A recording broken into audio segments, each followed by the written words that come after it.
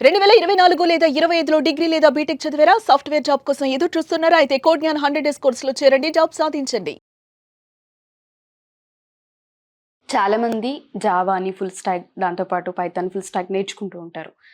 పైథానే తీసుకుంటే for example దీని ఒక 3-4 మంత్స్ క్లియర్‌గా నేర్చుకొని పర్ఫెక్ట్ అయిపోయిన తర్వాత వాళ్ళ రెజ్యూమ్‌లో ఏదైతే అప్లై చేస్తూ ఉంటుంటారో పలానా స్కిల్ మాకొచ్చు అని ఆ రెజ్యూమ్‌ని ఎలా ప్రిపేర్ చేయాలి అంటారు? ఒక కోర్స్‌ని బేస్ చేసుకొని నా స్కిల్ ఇదని ఎలా వాళ్ళకి ప్రెజెంట్ చేయాలి అంటారు? సో ఫ్రెషర్స్ ఎక్కువగా చేసే మిస్టేక్ ఒకటి చెప్తానండి. ఇప్పుడు పైథాన్ నేర్చుకోనివ్వండి, జావా నేర్చుకోనివ్వండి, సింపుల్గా స్కిల్స్ దగ్గర వచ్చేసి పైథాన్ మెన్షన్ చేసి పక్కన మళ్ళీ దాంట్లో ఉన్న మెయిన్ కాన్సెప్ట్స్ అన్ని మెన్షన్ చేస్తారనమాట. ఊప్స్, డేటా టైప్స్ ఇట్లాగా అనమాట. సో అలా ఎప్పుడు మెన్షన్ చేయకూడదు. సో అలా మెన్షన్ చేసే బదులు మీరు నేను పైథాన్ యూజ్ చేసి ఒక ఆటోమేషన్ రాయగలిగాను ప్రాజెక్ట్కి అన్న పాయింట్స్ మెన్షన్ చేయొచ్చు.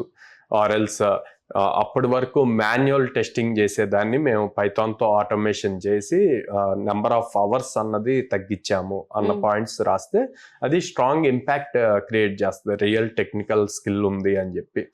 ఆర్ పైథాన్లో మనకి చాలా వర్షన్స్ ఉంటాయండి. సో జనరల్గా ఎవరి ఫ్రెషర్ రెజ్యూమ్ ఎవరిది తీసుకున్నా కూడా వాళ్ళు జస్ట్ నేమ్స్ రాస్తారు. పైథాన్ అని, జావా అని చెప్పి, రియాక్ట్ జేఎస్, ఫ్లాస్క్ ఇట్లాగా అన్ని రాస్తారు అనమాట. సో నేనేం చెప్తా అంటే ఎనీ లాంగ్వేజ్ యూ లర్న్, మీరు సొంతగా నేర్చుకున్నారు, ప్రాజెక్ట్స్ చేశారు కాబట్టి ఇంక్లూడింగ్ వర్షన్ నెంబర్తో సహా మెన్షన్ చేయండి డీటెయిలింగ్గా.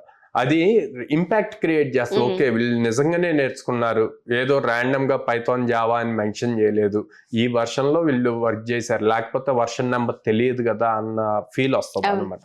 సో అందుకే ప్రతిదానికి ఆ వర్షన్ నెంబర్ ఉంటుందండి, మీరు ఏ ఫ్రేమ్ వర్క్ తీసుకున్నా కూడా.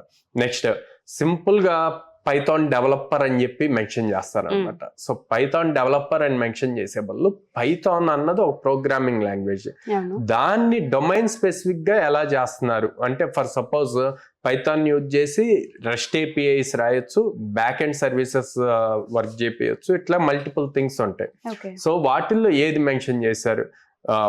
Python back end developer using rest APIs with flask అని చెప్పి ఇట్లాగా క్లియర్గా డీటెయిల్డ్గా మెన్షన్ చేయాలన్నమాట.